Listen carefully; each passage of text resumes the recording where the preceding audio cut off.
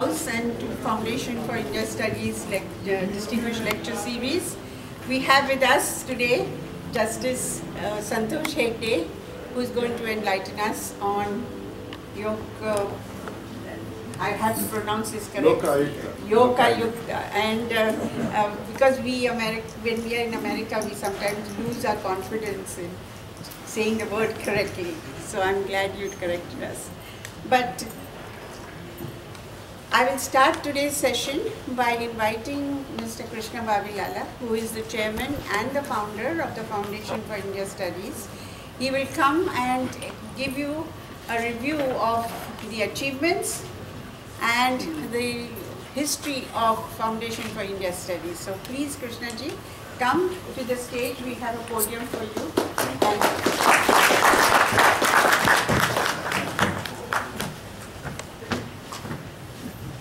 Thank you, Parul. As most of you know Parul already, she is a community worker, and you have seen her many times. And she was a director of international studies and programs at the University of Houston until she recently retired, and she is a full-time volunteer now. She has been with the Foundation for India Studies ever since it was started back in 2005. And as founder chairman, I welcome you all to this event despite being a working day and at such a short notice.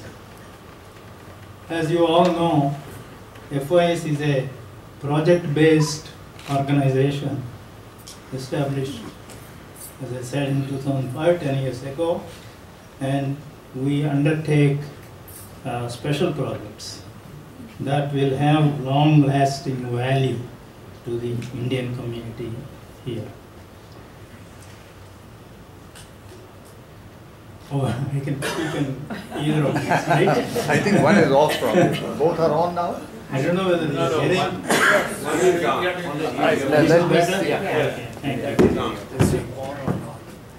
Speak to our side. No. Okay.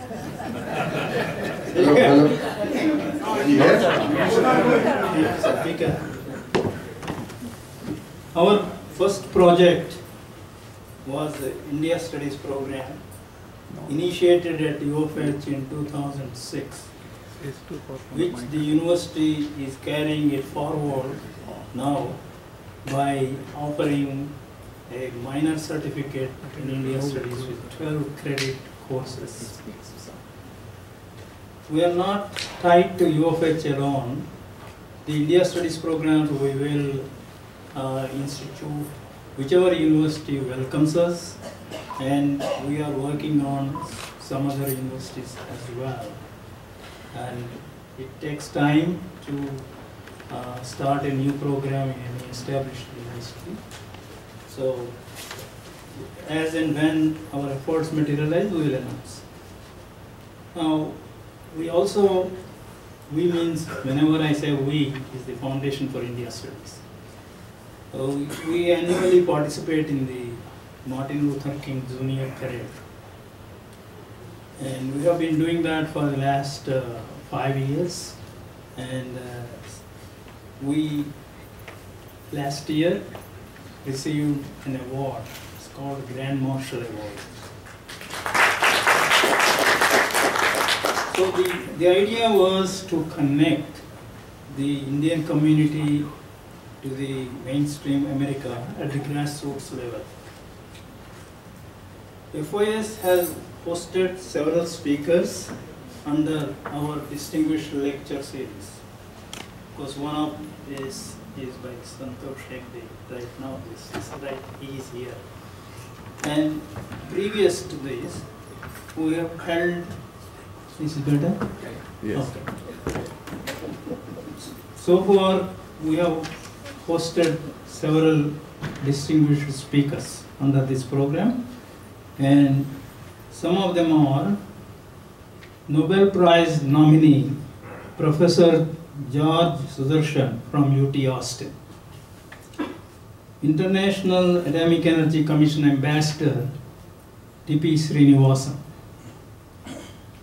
former UFH Provost Dr. Janantal, former President of Asia Society, Texas Dr. Charles Foster, and Member of India's Parliament, Ram Jethmalani, Dean of UFH College of Liberal Arts, Dr. Stephen Craig, Consul General of India, Parvatane Harish, Founder Director of Rice University's Kinder Institute, Professor Stephen Spielberg.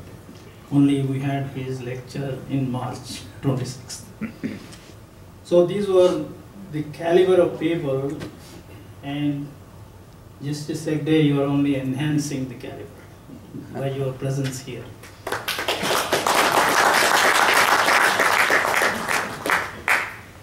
Indo-American Oral History Project is our signature project. We celebrated completion of 50 oral history interviews and observed Indo-American Heritage Day, and simultaneously we also celebrated FIS 10th anniversary. And all this happened on March 26th this year at the historic Julia Edison Library in downtown, in collaboration with Houston Public Library and Houston Community College. So even though we are a mouse organization, we have elephants on our side. We go with the pack. So we have good friends. We are standing MOUs with Houston Community College and Houston Public Library. Now Baylor University Waco has written me a letter that they want to tie up with us to record and archive the oral histories of the people who were affected by the Indo-Pakistan partition in 1947. So we are still negotiating with them. FOS has also staged town hall meetings like the Slumdog Millionaire. In 2008, you may all have heard, it was a success and Oscar winner and all that. And there was some kind of controversy at the time whether that film had brought hurt or helped India's image. But we don't get involved with that. But we just analyze that is the beauty of the Foundation for India Studies. We don't take sides. We present the facts, we invite the experts and let them explain their positions. Now, we also sponsored an artist from India, Kerala, and Om Surya, and he conducted a workshop to the students of University of Houston. Now, at the moment, we have a student, he's an exchange student from Indian government, and that student is studying in a Houston Community College, and they referred that student to a Foundation for India Studies for mentoring. So she is there in the lobby. I think Srividya, are you here? She's outside. This is the registration. Yeah. So in the past also we have 2 or 3 students deputed, and we help them. And it is our good fortune today that Santosh Hegde, the Justice of the Supreme Court of India, has agreed to speak on our platform at such a short notice. Now it's my great pleasure to call upon one of our community's stalwarts, highly respected leader, and a steadfast supporter of FIS. This person served the Indian Army admirably, and in his post-retirement career in America, he became the president and CEO of a multinational American company. And he's like my elder brother, and who always gives me good advice and support and guidance. Please help me to welcome Colonel Dr. Raj Bhalla.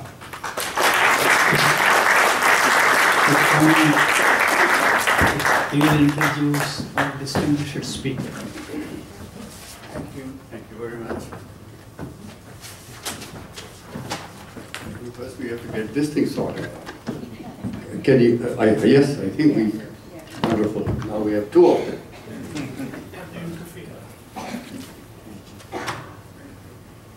Good evening, ladies and gentlemen. It's my distinct honor and privilege to introduce Justice Santosh Hegde. Though some of us did meet him at CG's residence past Tuesday, but many of you may not know about this great personality.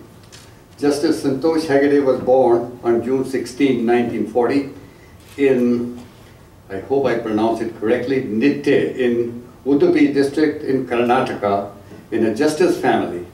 His father, Justice K.S. Hegde, was also a judge of the Supreme Court of India. Justice Hegde obtained his early education in Bangalore and Madras. He graduated with BSc degree from Central College in Bangalore and got his law degree from the University Law College in Bangalore in 1965. After completing apprenticeship, he enrolled as an advocate in 1966 and was appointed Advocate General of Karnataka State in February 1984, where he remained in that position until August 1988. There are going to be many years, you have to keep a track of them. But anyway, from 1989 to 1990, he was Additional Solicitor General of India. He was reappointed Solicitor General of India in 1998. However, in less than a year, he was appointed to the bench as a judge of the Supreme Court of India in January 1999. The position he held until he retired in June 2005, I suppose at the age of 65, because I'm calculating from 40 to 2005, because you know, unlike the United States, where it's a lifelong appointment, and we often have seen, I should say I'm myself 86, aged judges sleeping on the bench, you know. We have seen them, and the proceedings are going on. So it's a good they retire them there. For a brief period, Mr. Santosh Hegde was chairman of Telecommunication Dispute Settlement Appellate Tribunal. He maintained the telecom regulatory authority that should not be the authority for dispute resolution between the customers and telecom service providers. A great idea, you know, how can you be a thief and a policeman? So if you are something, so it should be looked after by somebody else. Anyway, in August 2006, he was appointed, now here I come like Paru, Lok Akayukta, because you know I failed in Hindi in army. When I was to be promoted from lieutenant to captain, there was a compulsory Hindi test.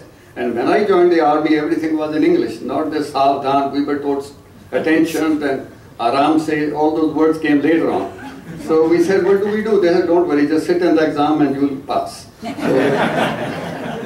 So going back to Lokayukta of Karnataka state for 5 years. But I'm going to explain it to you. Lokayukta means appointed by people charged with representing interests of the public by investigating and addressing complaints of maladministration or violation of rights, corruption amongst government officials and politicians. And now, boy, they had a right man for that. As a Lokayukta, Justice Hegde exposed many high and powerful politicians and ministers. He uncovered numerous violations, irregularities, particularly in the mining industry, and maladministration cases where common people were getting a runaround. He resigned from the position of Lokayukta in June 2010 when a deputy conservator of forest was suspended because he had exposed illegal export of iron ore. You know, like we have a whistleblower here. But here the whistleblower is rewarded. Over there they suspended him. And then he came to him. He says, please help me, get me reinstated. And that is when he felt that he was powerless because of the bureaucracy. So he resigned. Both Justice Hegde and Justice Venkatachala as Lokayukta did spectacular work in exposing corruption. Justice Hegde has always maintained Praja is Prabhu, which is a unique word, you know. Praja is Prabhu. And he feels bureaucrats and politicians are twins. If the leader is honest, then the Babu is honest. Both have to be honest, otherwise corruption creeps in. Justice Hegde feels corruption and terrorism are also interconnected. Only the corrupt officers will help in obtaining travel document, transfer of funds and all other logistics. Hegde Commission named for him probed extrajudicial killings in Manipur and exposed the failure of the legislature in tackling the insurgency in that state. Justice Hegde was a hockey player and represented Mysore state. He was conferred honorary doctorate of law from University of Mangalore. He is a recipient of Vandana Award. As a Lokayukta of Karnataka, he was a nightmare for corrupt officials and bureaucrats. People call him a true Indian, a real hero, a man of integrity and sincerity. He is a contented person. When rumors were afloat that he is trying for a parliament seat, he said, "Nanage votu al itu kodi," meaning, beat me, but don't vote me. Justice Hegde is married to Srimati Sharda Hegde, who is accompanying the justice today. His bio is so interesting and revealing about India's politicians and bureaucrats that I can go on for hours, but then today we are here to listen to the justice. So may I request Justice Hegde to kindly address us with his stories.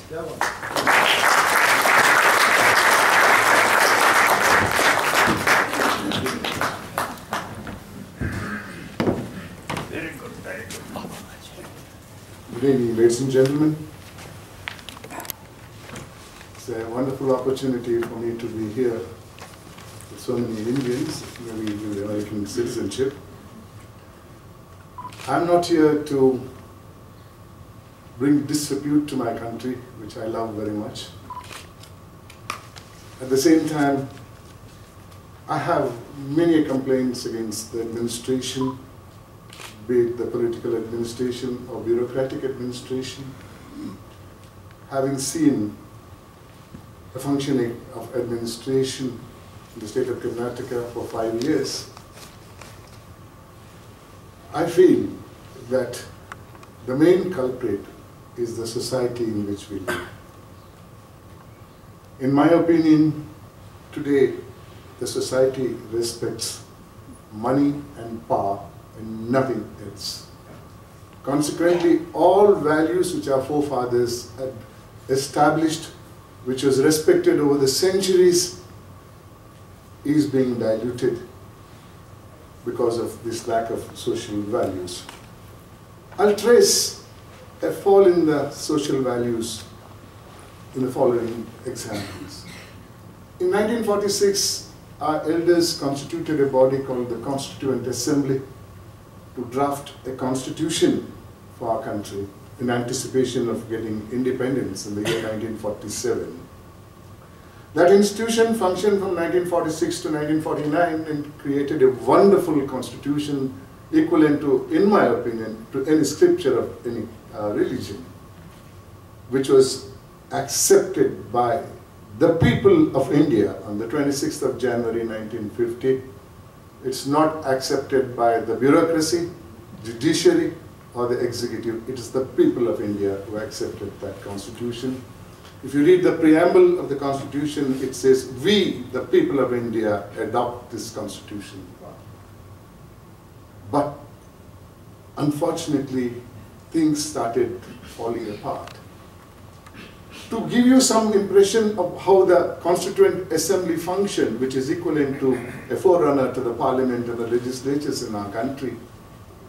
To give an example, the first issue that came up for discussion in the Constituent Assembly was what type of a political system that this country should adopt when it became independent. Internationally, there were many political systems where there was the monarchy, the dictatorship, ism-based political systems where the capitalism, socialism, such like ism-based political systems were there. Our elders pleaded, we Indians were never ever independent. We were under the rules of Rajas, Maharajas, and foreigners. They made the laws they wanted, and perforce we had to adopt that law and follow it, otherwise we were punished. They pleaded, now that we're going to become independent shortly, let's adopt a political system which every Indian feels that this is my country, this is my governance, this governance is by me. And there was a system internationally called the democracy, Prajaprabhutva. The definition or the meaning of the word democracy then in 1946 was government of the people, by the people, for the people. It's in this background the constitution was created, drafted. I'll give you another example how the members of the Constituent Assembly functioned, what was their thinking, what was the thinking behind their mind. At some stage in the proceedings, a question arose, if this is going to be a democracy, a government of the people, by the people, for the people, then should there be an educational qualification to contest elections to become a representative of the people or not?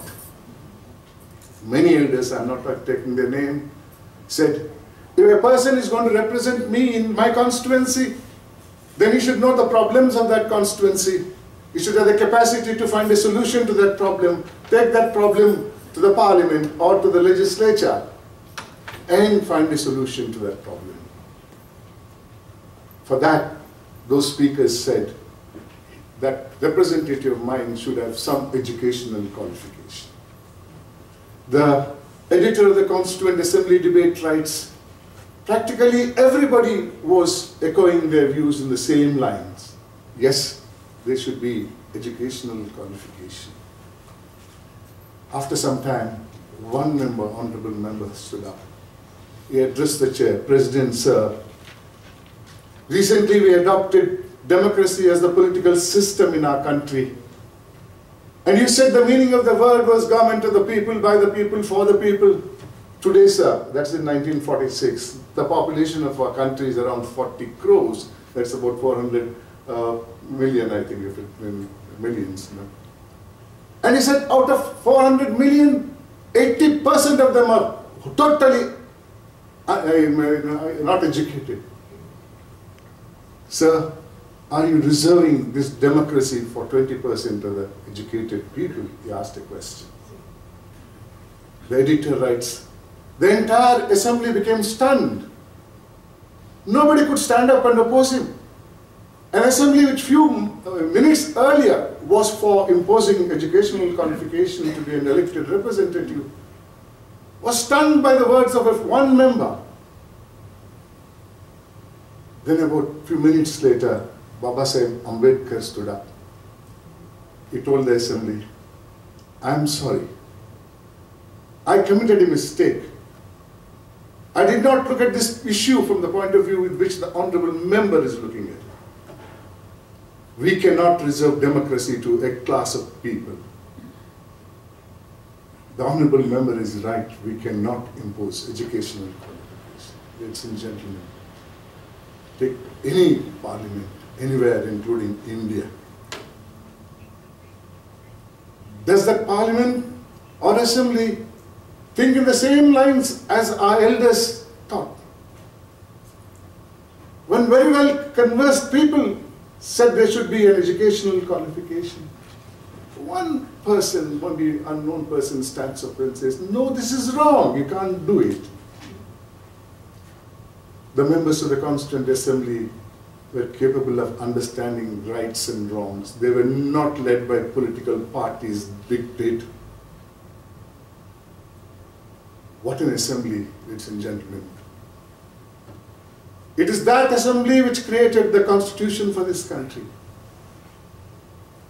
It created three pillars in that constitution: the legislature, the executive, the judiciary.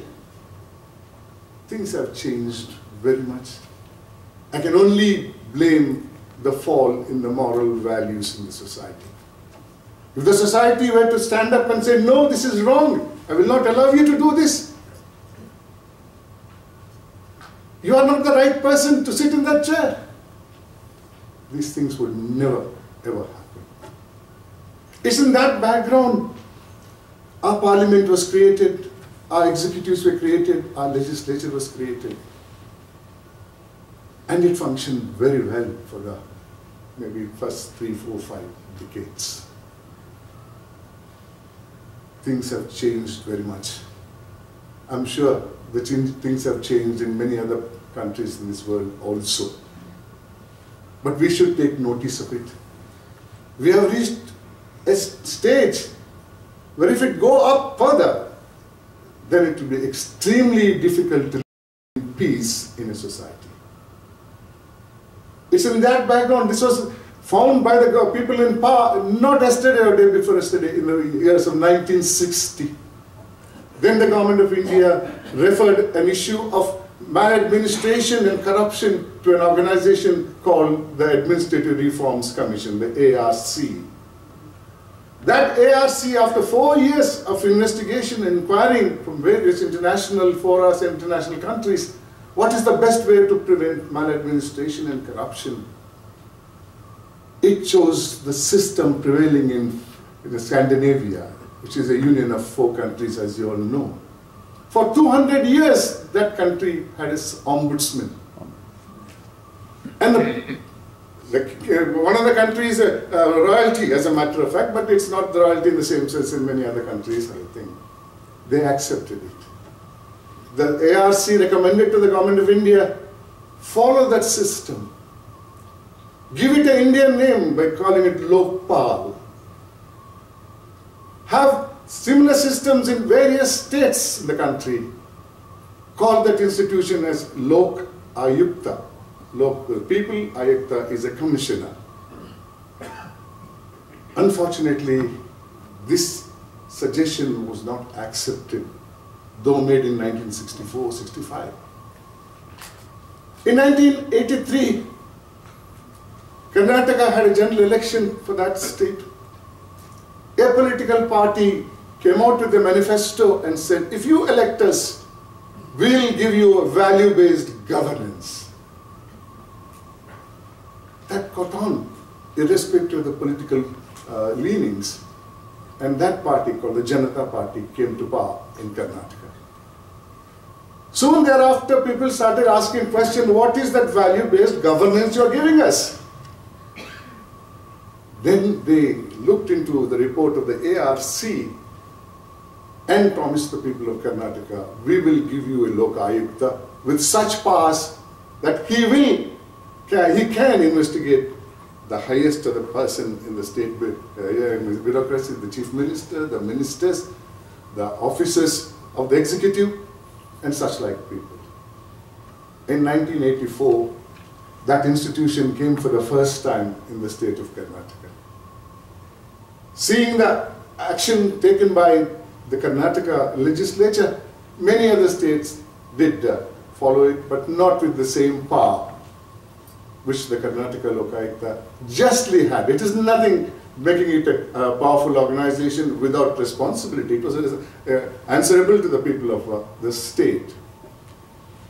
That institution in the beginning did not make much of an impression because of the thinking of the people who were occupying the chair. They were all Supreme Court judges. Judges never interacted with the complainants. Judges never gave suggestions. Judges did not have an institution to investigate corruption. With that thinking, they came and occupied the chair. So when a person came and said, sir, I have this problem, they said, no, go to the concerned officer. So it did not have much of an attraction with the people of Karnataka. In 2001, Justice N. Venkatachala became the Lokayukta Karnataka. He gave a totally new face to that institution. Big offices were raided. And it really caught the imagination of the people of Karnataka. After 5 years, in 2006, I took over as a Lokayukta Karnataka. I was, as a matter of fact, holding the post of Chairperson, Telecommunication Dispute Settlement Appellate Authority. I resigned there because I wanted to get back to Bangalore. I read the Lokayukta Act of Karnataka, and I found that it was such a powerful organization which can do tremendous work, especially for the people who have nothing, the have-nots. It had 2 major jurisdictions. One is to redress grievances of the people arising from maladministration. Poor people had no agency to get relief for their grievances. The only relief was to go to the High Court and file a writ petition under Article 226, costing a lot of money, taking a lot of time. The people's problem was so small, nobody else was concerned about it. But Lokayukta could do that.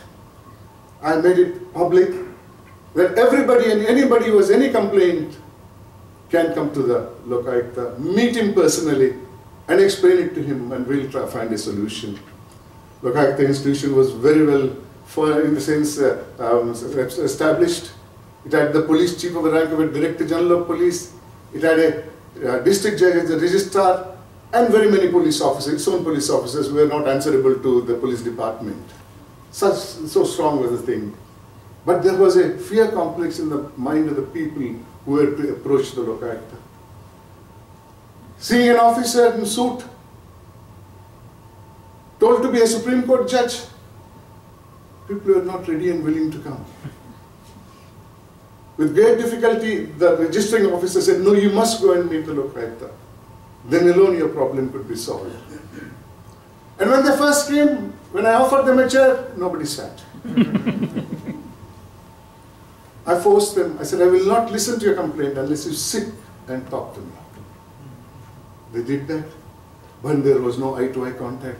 They looked that side and said, this is my problem, sir, this is what happened. So I was discussing with my friends, and why is this happening? I've been so open to them, ask them to sit down and tell me a problem. And some people suggested, look, your attire doesn't attract them. That makes them think that you are somebody you can't, poor man can't speak to. I changed my entire attire. I went to the institution with open collared shirt. That had a tremendous effect. People could stand and say with the, all the grievances they have, with the sorrow that followed with it. And a fantastic job. You could find solution to an ordinary man's problem. You investigate, and if you find that there has been injustice done by action or inaction on the part of anybody, starting from the chief minister to all the secretaries and others, that institution could give relief to them. What an institution.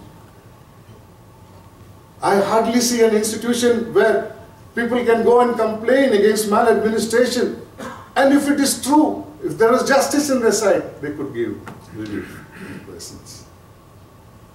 I'll give you one example. I'm not giving all of them. In 2008, a handicapped tailor and his wife came to my office. I said, what's the problem? With their 6-month-old child. He says, this child looks perfectly all right, but it has no rectum. It eats through the mouth, defecates through the mouth. Nothing strange to the medical profession. So can I have some water, please? It is nothing strange to the medical profession. They have seen any number of these cases. The local doctor said, take this child to a super specialty hospital, where the pediatric surgeon could do everything that is needed to put the child back to a normalcy. They took the child to a medical college hospital, where the pediatric surgeon examines the child and he says, I'll do it perfectly all right, don't worry, but it costs this much of money. Money is not expenses, bribe. Husband and wife, this is an example which is recorded in newspapers, and I have documents with me to prove this. They were not happy because he said for that money they will make only a hole near the rib cage so that the fecal matters can go out from there. Stay there and got the child.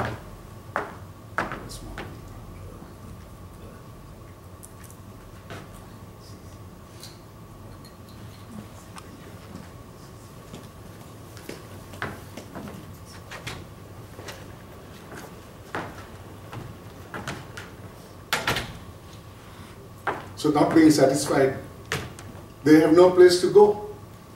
But they had heard about the Karnataka Lokayukta. They brought the child there. We took the child to a hospital called Manipal Hospital in the old airport road and requested them to give relief to the child. they gave the relief. 1 month the child was there. 2 months. A couple of years later, they brought the child once to show to me. Then she must be about now 6, 7 years old girl. What am I trying to place before you is not what Lokayukta did. It is something it is supposed to do it for which you are paid for. Every one of us were paid for it. But here is a person who wanted to become a doctor. God gave him that chance. He wanted to become a pediatric surgeon. Government gave that chance. He wanted to join government hospital, which in my opinion today in India is one meant for the poorest of the poor who can't afford anything.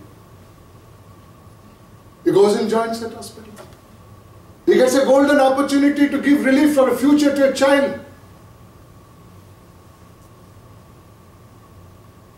He didn't utilize that.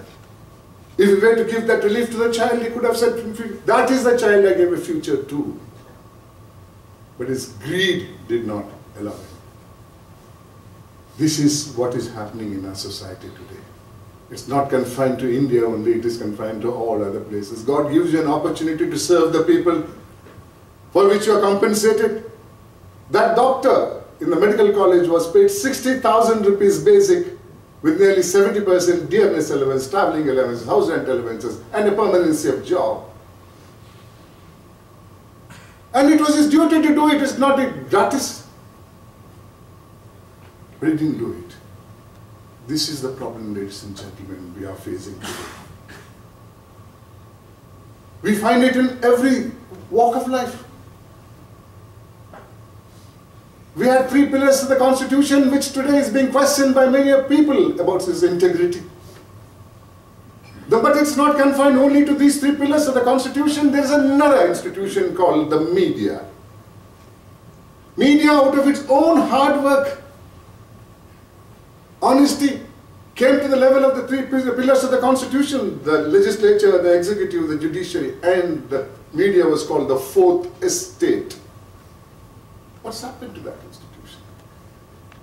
You must have read about a person called Meera Radia, whose investigation proved that there is huge amount of paid news in the media today. I'm saying it not with any contempt with that institution, which I respect very much. It gave me a lot of publicity when we were working in the Lokayukta institution. But that doesn't stop me from pointing out that greed has crept into all walks of life. It's not only in the institutions created by the Constitution of India. This is the need today. If you don't change that society in which we live, if you don't rebuild a society which boycotts the corrupt, you will never have peace in the society. The growth of corruption is multifold. Where will you stop it?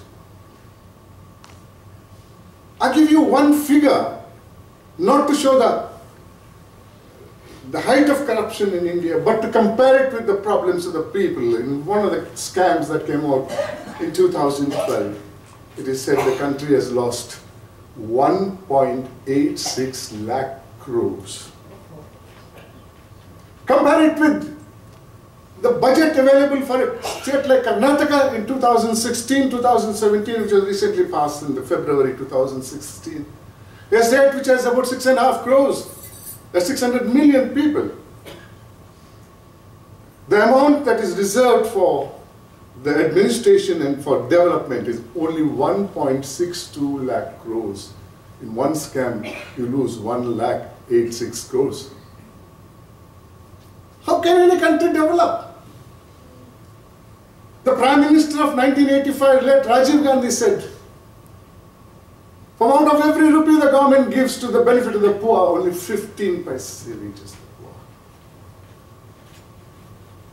We are in 2016. Everything is growing in our country. If you want to send a person to, after having found him guilty, to send him to jail, it takes about 15 to 16. I'm not exaggerating. Take the case of Lalu Prasad Yadav. 1996 charge sheet was filed. 2012, first court gave him a judgment against him, convicted him for 4.5 years. You go, go up with the High Court and get a bail, come out, and his party contests the election, gets the highest number of seats in Bihar. Who do we blame? This is the position that is there.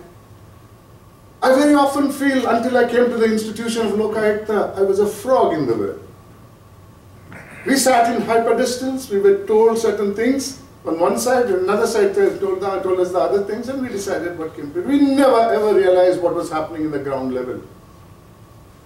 After my retirement from Lokayukta in 2011, I was thinking, what shall I do? Because there was so much of anger in me. Fortunately for me, like many other things that happened in my life, Anna Hazare's movement started. The basic focus was on building a strong Lokayukta institution at the Lokpal institution at the center, which was a recommendation of 1964. No government was implementing it. In the same lines as Karnataka Lokayukta. I went with the movement. I sat in Maidans to protest, which was very frequent. And somebody who saw my photograph from Delhi, my colleague in the Supreme Court bench, phoned me and told me, Santosh, what are you doing? I said, you're reading the name of judges, a Supreme Court judge going and sitting in a Maidan. He didn't understand because, as I told you, many of us were frog in the well when we were sitting there. That's my experience in the institution of Lokayukta. That's my experience which my Lokayukta police did.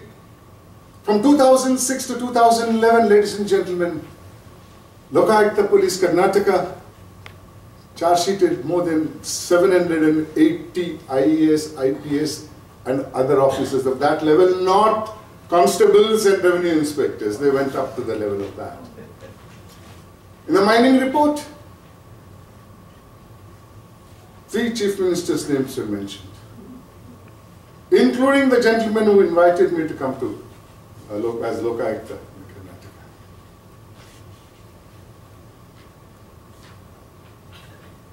I mean, if you go to say, you mentioned about an incident that happened in Karwar. One night, Lokayukta officers seized 90 lorries in a place near Ankola, in the west coast. Not carrying a single permit, they had to carry 5 permits. The mining department, forest department, police department, transport department, commercial tax department. Not a single permit was there. The information we got was the most successful single window practice was only in that area. You pay a bribe in one office and you get 5 permits to travel right from there to the other places. That 990 lorries carried 2.5 lakh metric tons of iron ore. And that seized ore was placed in a port called Bilikere Port. 6 months later, that officer went to examine the port. He didn't find a single grain out of the entire thing that deposited. And when he asked the port officer what happened, he said, huge waves came from the sea and took all.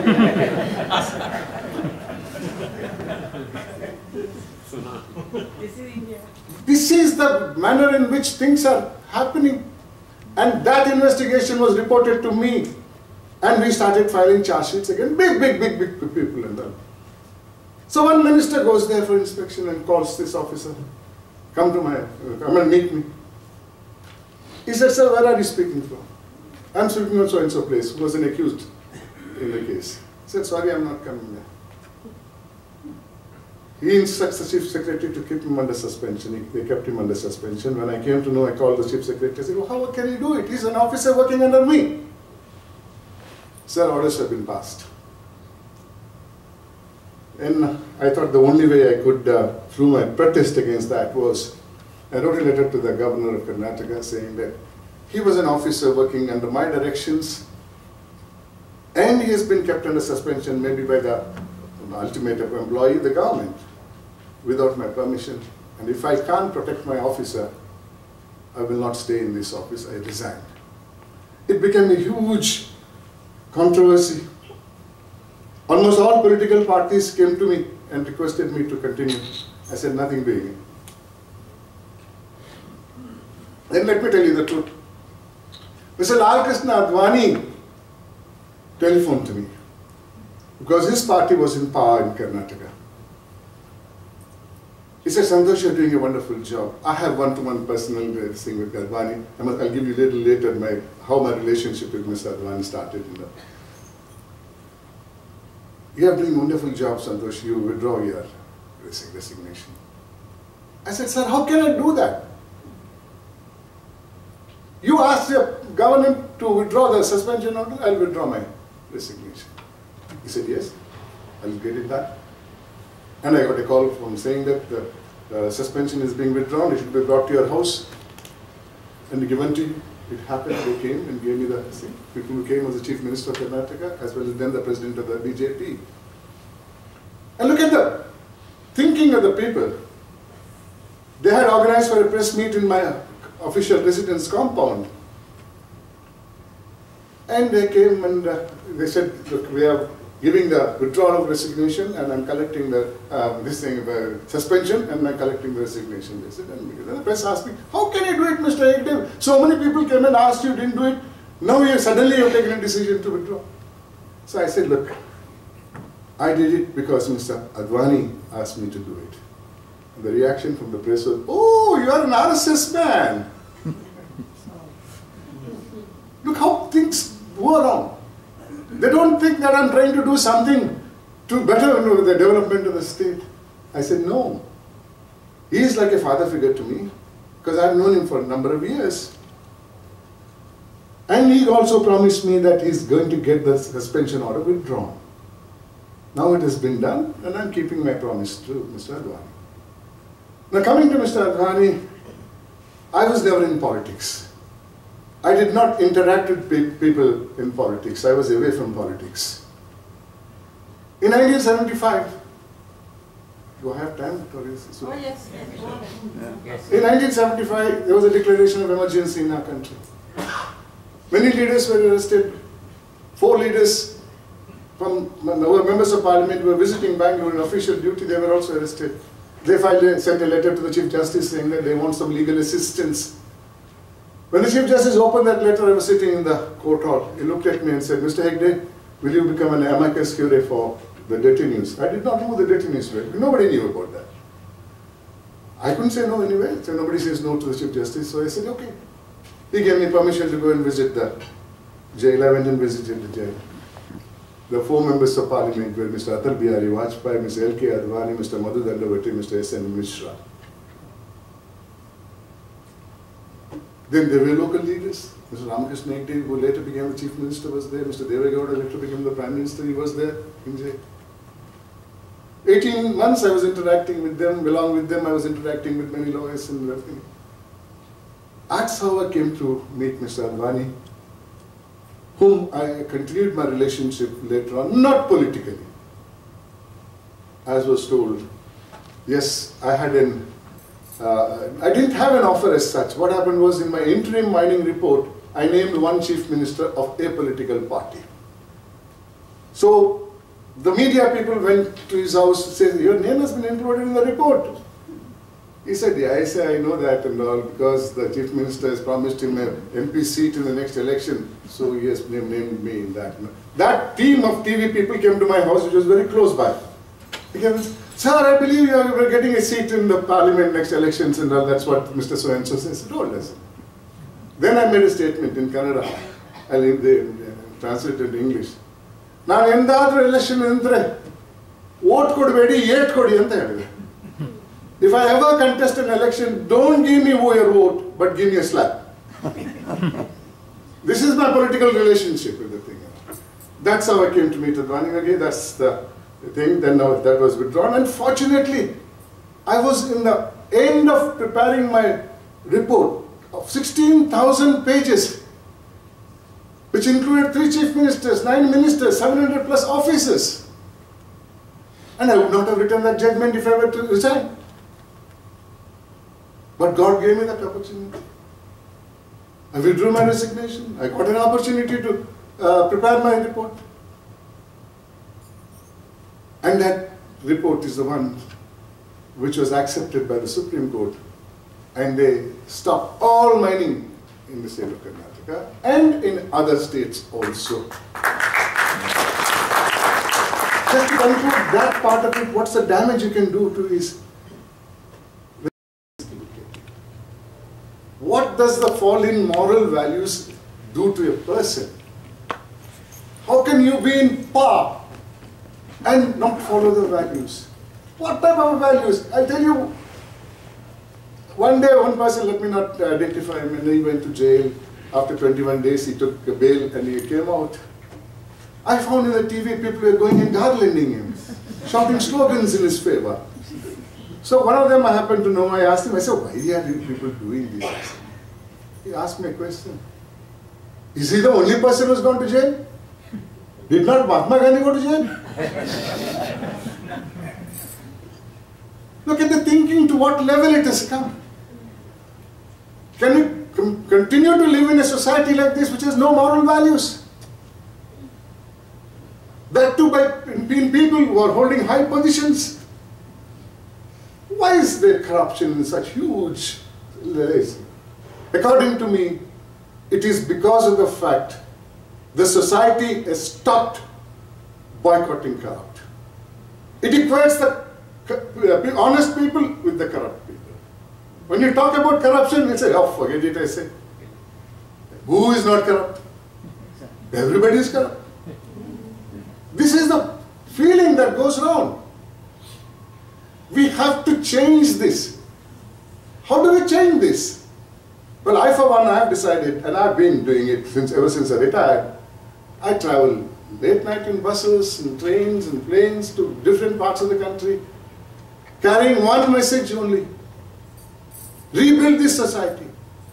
Build a society which respects honesty and has humanism. Ladies and gentlemen, we are not bound to a species called human beings. There is no such species, as per my knowledge, called human beings. There is a species called Homo sapiens. If you want to be a human being, then in your journey of your life you must acquire humanism, exhibit it, then you become a human being. It's my thinking that if you die as a human being, there is no better glory than that. You may acquire many things in your life, but if you don't acquire humanism, see the example I give. But it's not that India doesn't have people with humanism. I'll give you another example. Recently it happened. A youngster called Harish Nanjappa died in a motorcycle accident. A truck ran over him and the body became two parts. It's reported in the newspaper, it's not my copyable story. Now we're still alive. There are many people around him who were taking photographs, videographing and everything. He asked, give me a little water, little water. Nobody. Then the ambulance comes. The attendants lift the body, put it in the ambulance. You're still alive. And he said, please tell the doctor to donate my eyes. Ladies and gentlemen, this is Indian humanism. We have to rebuild this humanism. Otherwise, I feel the future is going to be extremely, extremely difficult. I have visited Houston practically every year. My sister stays here. I never addressed anybody because I'm not very keen on talking about India in a foreign soil. But Mr. Vavilala asked me, he had big programs for me to speak in Houston University, speak to the media, speak to others. But I had a lot of hesitation. In India, I would have taken an invitation without any word saying no. And here I had my hesitation. Anyway, in the process of talking to you, I had to come out with certain things. I spoke about the bureaucracy. In India, bureaucracy was created by the Constitution. At the time when creation of bureaucracy was being discussed, many elders, and Mr. K.T. Shah, somebody told me he knows him a lot. He spoke with emotions. He said, in future, they are the governors of this country, administrators of this country. Let us choose the best of them so that they can give good administration to this country. Let politics have no say in the matter. Let there be an independent organization to choose those officers. So we had Union Public Service Commission, State Public Service Commissions. Things have changed very much. The institution which was created to be an independent institution free from all pressures have succumbed to this disease which I call a greed over need disease. In Karnataka, one poet wrote a poem in Kannada about humanism. It goes like this in Kannada, then I'll translate it to English. Innadaru badalagu. Innadaru badalagu mundadaru manavanagu. Shigaralle chutu. At least change now. Become a human being. This is a poem which runs very long, written somewhere in 1970s. How do people come to know about it? How do you inculcate these values in your children? Ladies and gentlemen, you have to take the responsibility. When I was young, I was told this, can you do this or you don't do that. If I made a mistake, I was corporally punished. I had my parents who preached or did what they preached. They were the models. I went to school, there was a subject called moral science, which told me the do's and don'ts of life. Where is that education now? I went to an international school near Bangalore, and during the intro thing, I asked the principal, Madam, do you have any subject on values? She said, all our subjects are value-based. Rupees, annas and pies. And this is the thinking of the society. This can't go on. This must change. You all should cooperate, your children, grandchildren. When I go to schools, I tell them about greed. I said, look, you must have an ambition to grow, an ambition to become somebody big, an ambition you want to become rich. Because legitimately earned wealth is no product of sin. Earn it legitimately. Pay your taxes, pay your dues. But don't take a shortcut. Don't utilize your power to cheat the people who have elected you. To cheat the people who are entitled for benefits from the government. And such like things. I will conclude my address by one example. In 2010, an handicapped lady, an old lady of over 85 with a handicapped son came to me.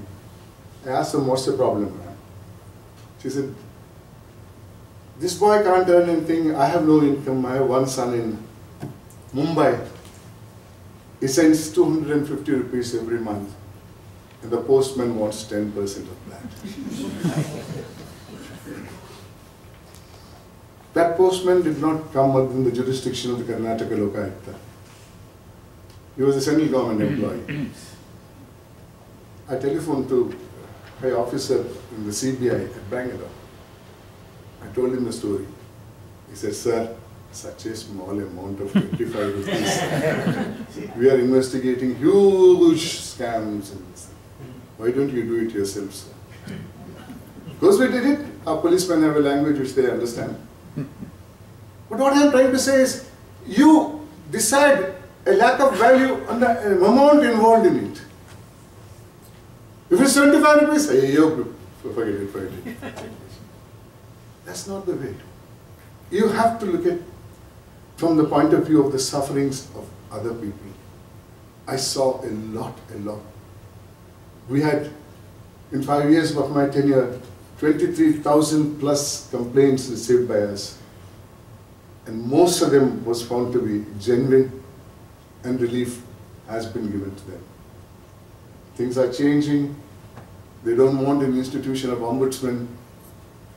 Many of the states who have such institution are changing that institution to some other institute, call it by some other name, a new one which will do much better than this institution. Similarly in Karnataka, in 2014, they tried to take away one of the major powers of grievance redressal. It came to the public domain, a lot of opposition was there. Even I wrote a piece in a vernacular newspaper.